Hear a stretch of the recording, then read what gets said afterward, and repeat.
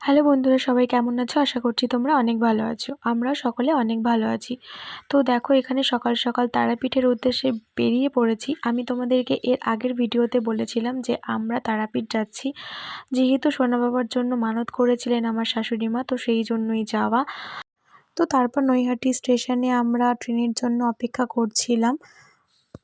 তো কিছুক্ষণ অপেক্ষা করার পর আমাদের ট্রেন এসে পড়েছিল, আর আমরা ট্রেনে উঠেও পড়েছিলাম। খুবই ভালো লাগছিল, যেহেতু মায়ের জন্য যাওয়া, মানে মাকে সামনে থেকে দেখতে পাবো, মানে খুব অতটা আনন্দ হচ্ছিল সেটা বলে বোঝাতে পারবো না।